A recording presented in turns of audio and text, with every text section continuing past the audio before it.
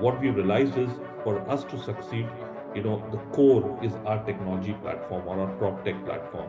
And that is something which we have built, and I'll love to talk more about it. But we have built over the last several years. We've refined it, we have made it more relevant, and today it provides us with a foundation for profitable scalability.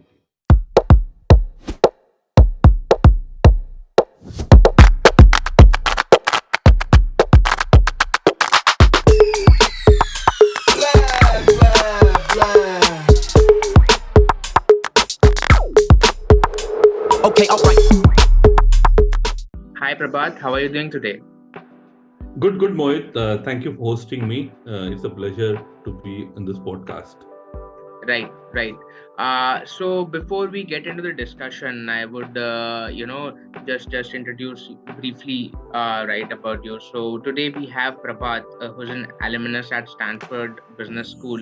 He has over 27 years of experience in, technology enterprises and startups, right? He's founder, CEO, and managing director at Your Own Room, which is a prop tech residential real estate rental and property management company, right? So one highlight about Your Own Room is that their asset under management is 1 million square feet, which is valued over 400 crore, right? And they have 400 properties in Bangalore and Pune, right? So that's quite impressive, Prabhat, right? So today we are here to discuss more about Your Own Room, their growth story, what are the future plans, so on and so forth, right? So let's dig in. Right. So Prabhat, can you just tell me how evolved is the residential real estate market in India presently? Sure. Uh, if you look at residential real estate as a market, it is one of the core sectors in our economy. If you look at it in terms of numbers, real estate is about going to be $650 billion market by 2025, which should constitute about almost one-sixth of our GDP and generating about 75 million jobs. And this is going to grow all the way up to $1 trillion in 2030. So fairly strategic sector, number one. Second, there have been some very interesting, what I would call legislations that have been placed and implemented. And there are two big ones which I'd like to talk about, RERA and Model Tenancy Act. What they've done is they've just made the residential real estate sector more efficient and more transparency. RERA is between developers and homeowners, right? It talks about discipline of execution, financial discipline, getting projects completed on time, and so on. And Model Tenancy Act is between a homeowner and a tenant, and it's all about making sure that everybody's rights, etc., are taken care of. So these things have made it extremely efficient. The third thing is that traditionally there have been enough challenges in the residential real estate sector, and one of the biggest challenges, which I have mentioned in the past too, is the unsold units as well as various units that are under various stages of construction. Even today, if you look at it, as per a recent report, about close to 0.8 million or about close to 8 lakh properties are still being unsold, right? Which means they need to be sold, though the velocity has increased over the last few years. And then there are almost about close to a million that are under various stages of construction. So the good news is that yes, things are moving. So these are the three big things which I can visualize when it comes to the overall landscape of residential real estate in India. Quite interesting, Prabhat. Quite interesting take on that, primarily, right? Now, how do you see the residential real estate domain, and what are the big disruptors in that domain? So if you look at residential real estate domain, I think the first and foremost, it has become, I would say, home is, has become the center of the universe for people. And within real estate, there are so many segments like commercial, residential, etc. Residential has taken a center stage. And all this is because of all the recent activities that have happened over the recent past, COVID, work from home, and so on. The second thing is, if you look at home very closely, real estate, without any doubt, is the pillar of creating and storing wealth. And I was looking at an RBI report just a few days ago. It says about 77% of household wealth in India is invested in real estate. So this is just above gold. So technically, if you look at it, the country, the sentiments of people is they believe the safest investment today is real estate. So the question is, it's all about getting more value out of real estate. And third, the biggest disruption that is happening today in the entire real estate space, I think, is by technology. Real estate has been a laggard when it comes to adoption of technology, and even the kind of adoption of technologies has been very, I would call it peripheral, more about website, about some portals, etc., and so on. But now technology is getting much more pervasive, where whether it is selling, whether it's rental and property management, everything today is all being done through technology. And the next 5 years, next 10 years, I think the biggest change that is going to happen in residential real estate is technology. Correct. So you rightly mentioned that technology is, playing a vital, or I would say rather pivotal role in all the industries, right? And so is the case with real estate as well, right? Now, so how has your business evolved over the last 3 years? How has it been for? How has 2022 been for your own room, basically this year? When we started Your Own Room, this is almost about 6 years ago in 2016. The primary problem we were trying to solve was rentals for singles, and we were offering co-living homes. Gradually, what we realized is that the need remains the same even for families, and we went and expanded from co-living to family homes and started looking at ourselves as a rental management company. Now, one big thing which we realized during COVID is the need and importance of the physical asset, right? And there's just too many maintenance activities, renovations, projects, onboarding, offboarding of all these things. And that's where we expanded beyond rentals to even physical property management. And that's how the kind of business has evolved. Today, Your Own Room is a PropTech residential real estate rental and property management company. And our vision is very clear. We want to give better and higher economic returns to individual and institutional owners throughout the life cycle. Today, we are in a fairly healthy position. As you said during the introduction, we're managing about 1 million square feet, 400 properties. We have an order book of close to about $10 million, or about close to 70 crores, and a fairly healthy pipeline of about close to 400 crores. We are also betting big on what I would call strategic B2B partnership. And these are companies or real estate companies that have that are giving us access to large rental property management opportunities. So there are about close to 7 of them, which we are currently working with them. Many of them are signed, many of them are getting signed as I speak, and like to make some announcements at the right time. And last point, what we've realized is for us to succeed, the core is our technology platform or our PropTech platform. And that is something which we have built, and I'll love to talk more about it. But we have built over the last several years. We've refined it, we have made it more relevant, and today it provides us with the foundation for profitable scalability. Correct.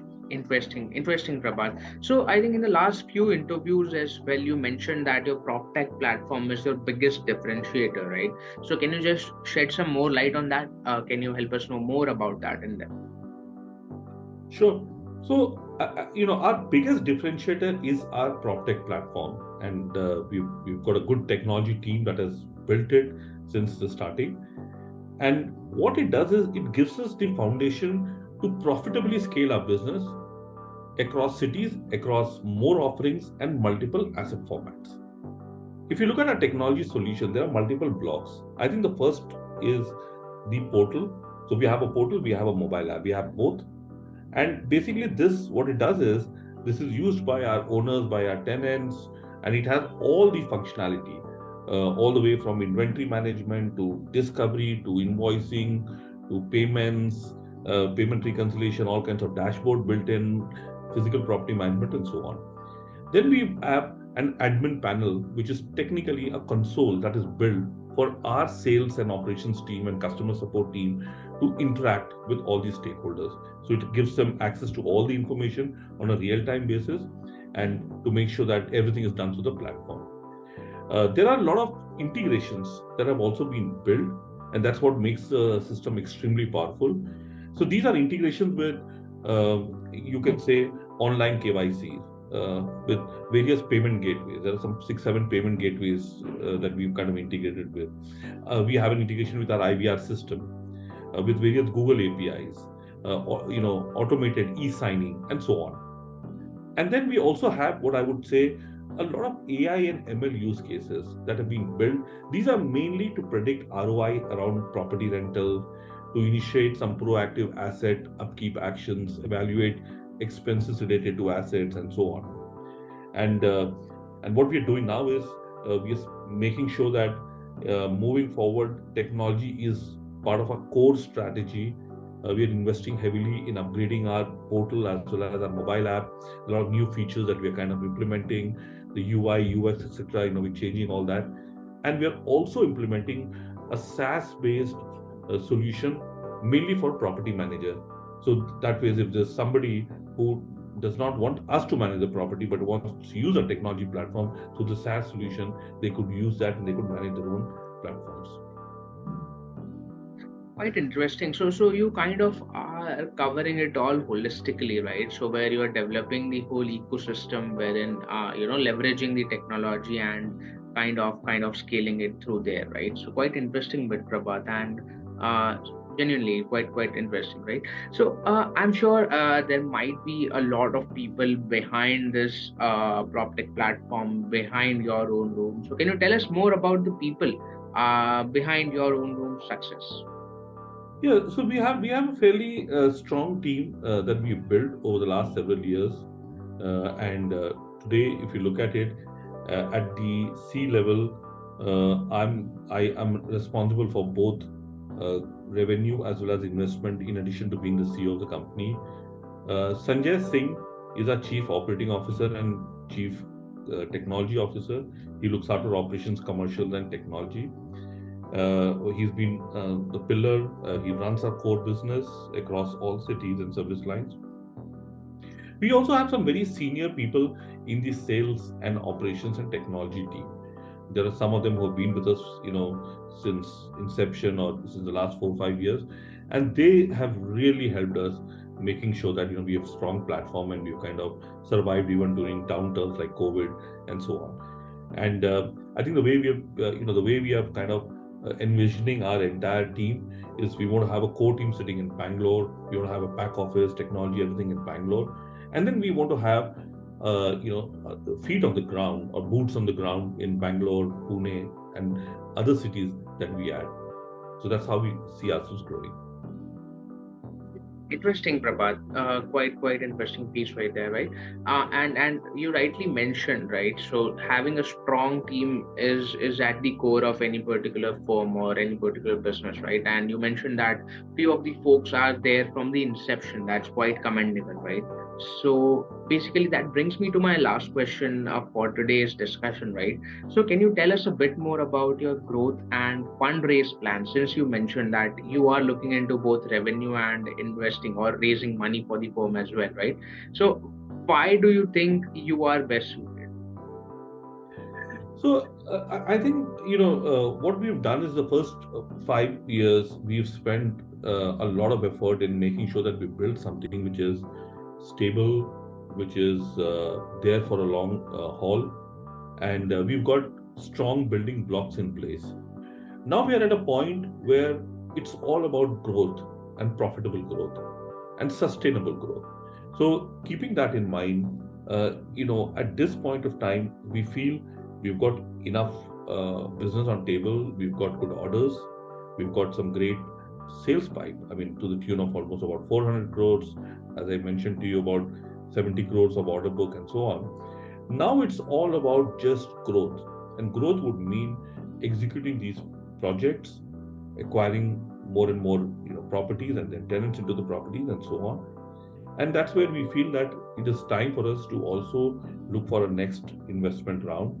So we have just started off. In fact, 2023 is something where our number one priority is to make sure that we raise investment to drive growth.